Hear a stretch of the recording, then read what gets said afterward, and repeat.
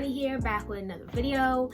If you guys are returning, thank you so much for returning. If you're new, welcome to my channel. I'm so excited to have you. Be sure to like, comment, and subscribe so you guys know when I'm putting out new videos, and I would love to hear from you all. Today's video, really quick, I'm just gonna do a, I call it a pregnancy nasties video. Everybody knows there's like a million things that happen to your body that change when you are pregnant. And a lot of those things can be like really gross.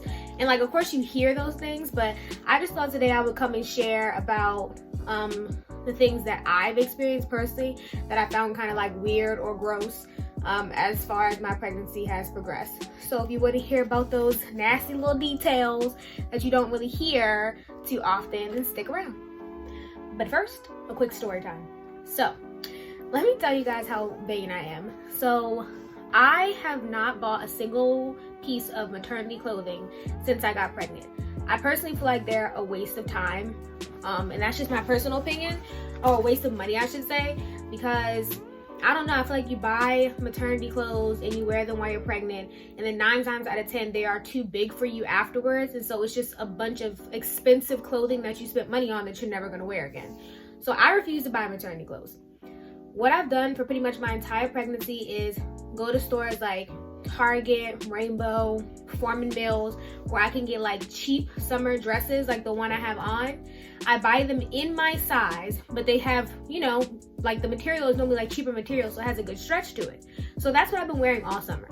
Currently, I just started gaining weight within like the last month of my pregnancy. I jumped from like 130 pounds to like 145 pounds. So that's where I'm at now.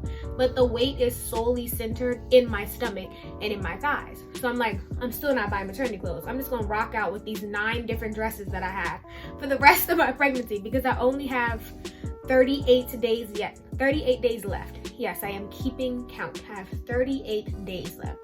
So I'm just like, I'm gonna rock out with these 9 dresses. I sat down today to do the video and realized that I had on the same dress that I had on in the last video.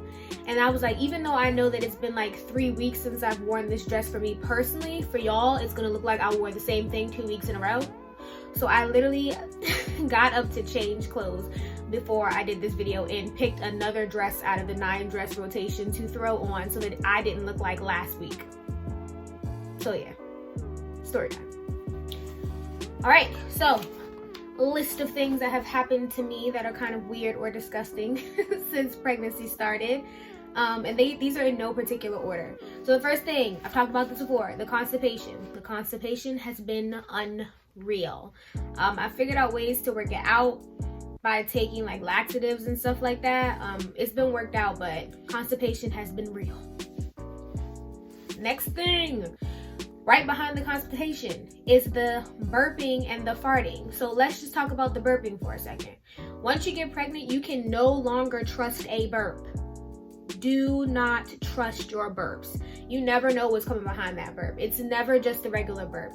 You lose the luxury of just having a regular burp that will give you release after eating. No. Burps are now a scary thing, because after you burp, it's either going to smell disgusting, it will either be accompanied by some sort of heartburn or acid reflux, or my personal favorite, you're gonna burp and just randomly vomit, because that's gonna happen no matter what. It's the strangest thing in the world, but you literally won't even feel it coming, and the next thing you know, you burp thinking it's just a normal burp and there's vomit everywhere. Passing gas. If you have issues with constipation and indigestion like I do, passing gas normally, like the silent ones that you can't really smell, is a thing of the past. You're gonna be so backed up full of crap that every single time you pass gas, it's gonna smell like something died inside of you. And it's very unpleasant, and there really isn't much you can do about it. The disappearing and reappearing belly button. So one thing I realized is around like, I'm gonna say like 26 weeks or so, my belly button popped out. You know, that's normally you see women who are pregnant, you see their belly buttons have popped out. So I realized, so what I noticed is it pops out. But as the baby grows and gets bigger, there can literally be days where, depending on the positioning of your baby, your belly button will be completely sucked back in again. And then the baby will move and it'll be out again. And then sucked back in again. And then out again. I spend, I can't even tell you. This is gonna make you sound weird, but I spend long portions of my day just monitoring when my baby moves to see what movements it's making that make my belly button disappear and reappear through the course of the day. Next thing is the discharge. So if you were like me and you're one of those people that hate underwear, because anybody who knows me well will know that under long dresses, I'm probably not wearing underwear. In the wintertime and even in the summertime, I literally don't wear bras. I boycott underwear because I feel like they're uncomfortable. But if you are like me and you don't like wearing underwear, when you get pregnant, you don't have a choice. When I tell you that it turns into a slip and slide, Niagara Falls down there, it does. And not in like the good, like, oh yeah, I'm ready for some, for the same activities that got me pregnant type discharge. Nah, it's like white and it's like creamy, and sometimes it could be a little sticky. If you didn't wear underwear or if you didn't wear panty liners before, you won't have a choice when you're pregnant. It is a must. The last thing you want is for that to be getting all in your jeans, your shorts, your leggings, dripping down your leg during the course of the day. And it is continuous. It's not like there's like points of the days where it's like worse than others. No, it's all day long. It's continuous. But the good thing about it is, after a few weeks of it, you won't even notice it anymore, or you won't feel it anymore. At first, I used to run back and forth to the bathroom thinking that something was wrong with the baby, because I would feel like the release of the discharge and think I was like bleeding or something and freak myself out. That's how much it was. But after a few weeks of that, it just becomes an everyday normal occurrence. The thing that most people already know is when you get pregnant, your boobs get bigger and the color of your nipples may turn darker. What I didn't know was that the color of your boobs, like the actual boob, would also be something that could possibly change colors. So I noticed around like my second trimester of pregnancy that my boobs were getting darker, like the whole boob getting darker, and it has like splotches on it that look like old hickeys or like bruises from the skin stretching. Like, the way my body is like showing stretch marks is not the way that you would see like most people's stretch marks. Mine literally looks like bruising on my skin. So I have like that bruising all over my boobs, and I also have that same kind of bruising on my thighs, and it literally looks like bruising. It doesn't look like stretch marks at all. It's not like the long thin lines that people are used to when they see stretch marks, but it literally just looks like splotches of dark discoloration on my skin, both on my boobs, and I have ones on my hips as well. Next thing that I noticed, and this may just be me being exaggerate, but I have never had so many boogers in my life. I don't know what it is about like the pressure on your sinuses and your nose, and how it just causes everything, like pregnancy just causes everything to build up. Anything that you had before, it now causes it in excess. Like there's extra of it all the time. But I literally blow my nose like 3 times a day. Like I have a boogie nose all day. I feel like a snot-nosed toddler most of the time because I am literally always fighting with boogers. Then right behind boogers is the random nosebleeds. So when allergy season first started, I was having a lot of issues with my sinuses. And I have a really high bed. So I've said this before, I have a super high bed that's probably about as high as this chair actually.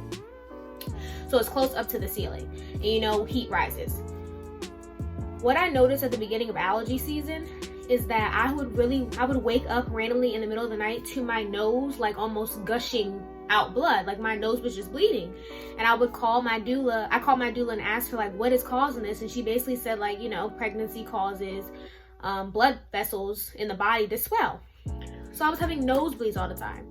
I was able to remedy that by getting a humidifier for the room, and that pretty much took care of it. But I literally cannot sleep without it. Like if I go to sleep and forget to turn that thing on, I'm either waking up with a nosebleed, I'm waking up like with an itchy throat, coughing and congested, stuffy nose.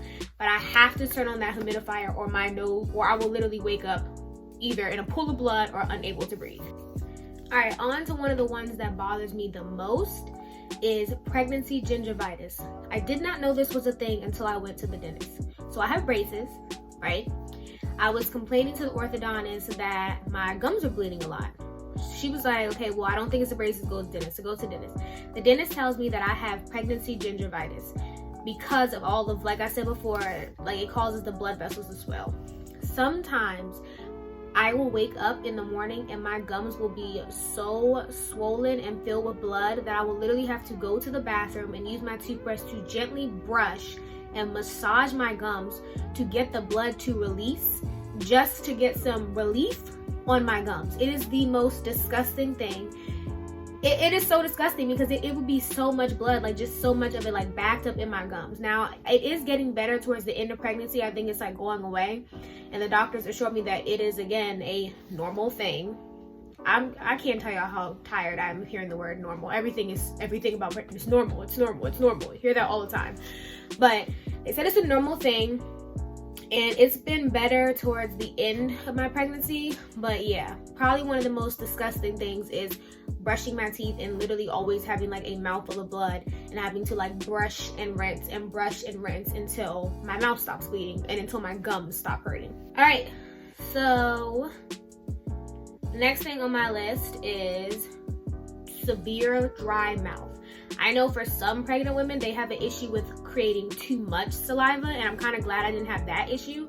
But I did have the one where my mouth would be so freaking dry that I found myself like just eating ice all the time, trying to put some moisture back in my mouth. I started carrying around like gum and mints and literally just all day going through packs of mints a day, just sucking on mints and chewing gum, which I know is like not healthy, but I literally couldn't think of any other way to like remedy it.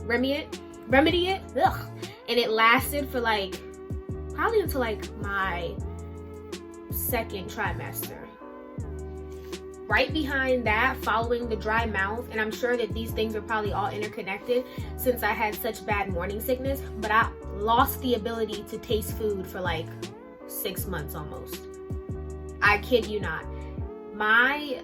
In the very beginning, I was so sick, I was throwing up all the time, my mouth was so dry, I literally could not taste food. Like it would have to have like an extreme flavor for me to even be able to like detect a hint of it. But like I was so sick, mouth so dry that I literally couldn't taste food. And so at one point in the beginning, I was barely even eating because everything I would try to put in my mouth, like it would be so dry and so disgusting that I just didn't even want to eat. And I knew I wasn't gonna be able to hold it down anyway. So for a long time, like for the whole first trimester for sure, I was not eating. And then after I was able to get on the morning sickness medication, that helped. But I still didn't really have my sense of taste back until like partway through my second trimester. Last but not least on this list are the hemorrhoids. I have gotten maybe a couple on and off since pregnancy started, but each one is like way worse than the last. I don't even know what to say. They are itchy, they are irritating, they make you almost not want to take poops because you already know it's gonna hurt, it's gonna bleed, and it's just ugh. Like I didn't even know that hemorrhoids were a part of pregnancy, but as I said before, it's normal. So yeah. If I had to pick like one thing on this list that probably was like the worst gross thing that I've gone through, I guess it would have to be the hemorrhoids. Those were the most annoying and like the most difficult to deal with, I guess. So yeah, that's it. That's all I can think of for all the things that were kind of weird or gross that I've experienced in my pregnancy. If anybody else experienced those things, drop it in the comments below. If you've experienced anything that you think tops some of the things that I said, definitely comment that below because I definitely want to hear about it. But yeah, that's it. Until next time.